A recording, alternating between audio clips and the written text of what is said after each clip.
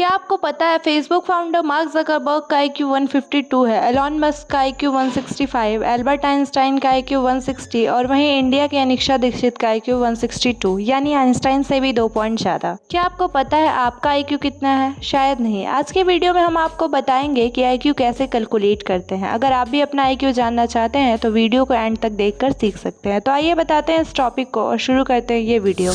इसका IQ बहुत कम है, उसका IQ बहुत ज़्यादा है, ऐसा हम हमेशा सुनते रहते हैं। कैसे कैलकुलेट कर सकते हैं IQ, चलिए जानते हैं। इसे जानने से पहले थोड़ी सी बेसिक नॉलेज ले लेते हैं। IQ यानी इंटेलिजेंट कोशेंट। IQ का यूज़ होता है किसी भी इंसान की इंटेलिजेंस लेवल का पता करने के लिए। इससे पता कर सकते हैं कि एक इंसान कितना इंटेलिजेंट है, एक इंसान किसी दूसरे इंसान से कितना स्मार्ट है। अर्ली 90s में IQ का यूज़ लोगों में मेंटल रिटार्डेशन देखने के लिए भी किया जाता था। इससे पता लगाया जाता था कि कोई इंसान मानसिक रूप से कितना कमजोर है। बार्नेट-साइमन के टेस्ट के अनुसार जिस इंसान का IQ 70 से नीचे होता है वो इंसान मेंटली रिटार्ड कैटेगरी में आता है, यानी 70 IQ एक बेंचमार्क माना गया है मेंटल रिटार्डेशन का। चलिए अब आपको बताता है कि कैसे आप अपना IQ चेक कर सकते हैं। बाकी की इन्फॉर्मेशन वीडियो के एंड में आपके साथ शेयर करेंगे। IQ कैलकुलेट करने का फॉर्मूला काफी सिंपल है। फॉर्मूला है MA/CA × 100। यहाँ MA का मतलब है मेंटल एज और CA यानी क्रोनोलॉजिकल एज। अब आप सोच रहे होंगे मेंटल एज क्या होता है और क्रोनोलॉजिकल एज क्या होता है। मेंटल एज यानी आपके दिमाग की उम्र। आपने लोगों को कहते सुना होगा कि वो इंसान 25 साल का है लेकिन उसका दिमाग 6 साल के बच्चे जैसा है।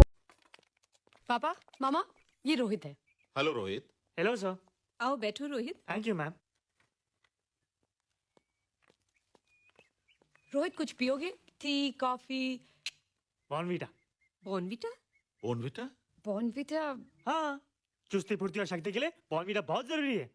मेंटल एज हमारी इंटेलिजेंस से रिलेटेड एक कॉन्सेप्ट है जिसका मतलब है किसी स्पेसिफिक इंसान की मेंटल एबिलिटी उसके एज के बराबर है या उससे कम है या उससे ज़्यादा है। सिंपल वर्ड्स में समझे तो एज जो आपसे एक्सपेक्ट की जाती है, यानी अगर आप 16 साल के हो तो आपसे एक्सपेक्ट किया जाएगा कि आपको वो सब पता हो, आप वो सब कर पाओ जो जनरली एक 16 साल का बच्चा कर सकता है। ये होती है आपकी मेंटल एज। क्रोनोलॉजिकल एज आपकी रियल एज, आपके बर्थ के दिन से आज के दिन तक आपकी क्या एज है वो होती है क्रोनोलॉजिकल एज। फॉर्मूला है mental as upon chronological age into 100। इसको समझने के लिए एक छोटा सा एग्जांपल ले लेते हैं। एक स्टूडेंट जिसकी एज है 16 और वो सभी काम कर सकता है जो एक 16 साल के बच्चे को करने चाहिए। तो ऐसे स्टूडेंट का अगर हम IQ निकालना चाहें तो 16/16 इंटू 100, इसका आंसर आएगा 100। इस एग्जाम्पल से हमें समझ में आएगा कि एक नॉर्मल इंसान का IQ 100 के आसपास रहता है। अब इस एग्जाम्पल में थोड़े से चेंजेस करके देखते हैं, क्योंकि आपकी मेंटल एज जरूरी नहीं कि आपकी क्रोनोलॉजिकल एज के इक्वल रहे। कई केसेस में आपकी मेंटल एज रियल एज से कम भी हो सकती है और कई केसेस में ज्यादा भी हो सकती है। किसी भी इंसान से कुछ सवाल पूछकर आप उसकी मेंटल एज जान सकते हैं। आपने किसी 16 साल के बच्चे से सवाल पूछा और आपने देखा कि वो अपने से स्टैंडर्ड के ऊपर के सवालों के जवाब भी इजीली दे पा रहा है,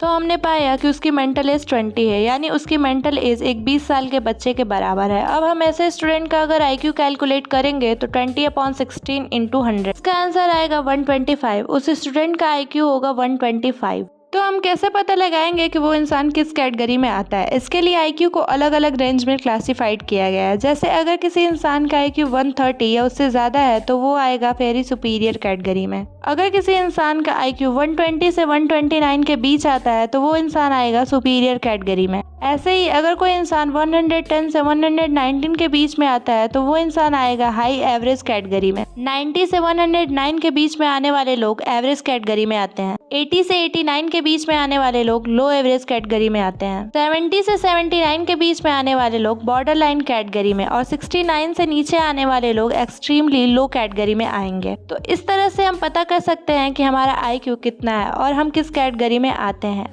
आपके IQ पर आपके सराउंडिंग और इन्वायरमेंट का भी काफ़ी असर पड़ता है। स्टडीज़ में देखा गया है कि factors such as stress, socio economic status, malnutrition और आपके एटीट्यूड का सीधा इफेक्ट आपके IQ पर क्लियरली दिखता है। IQ टेस्ट करने के लिए साइकोलॉजी में काफ़ी सारे टेस्ट का सहारा लिया जाता है। जो टेस्ट सबसे ज़्यादा यूज़ किया जाता है वो है WAIS। ये टेस्ट एडल्ट के लिए यूज़ होता है। स्कूल एज लोगों के लिए WISC का यूज़ किया जाता है। इसी टेस्ट का यूज़ करके स्कूल के बच्चों का भी IQ टेस्ट किया जा सकता है। आई होप आपको समझ में आ गया होगा कि कैसे हम अपना IQ पता कर सकते हैं। अगर आपको ये वीडियो पसंद आई हो तो लाइक करें, शेयर करें अपने दोस्तों के साथ और ऐसे ही इंफॉर्मेटिव और इंटरेस्टिंग वीडियो के लिए सब्सक्राइब करें हमारे चैनल फैक्ट बस्टर को।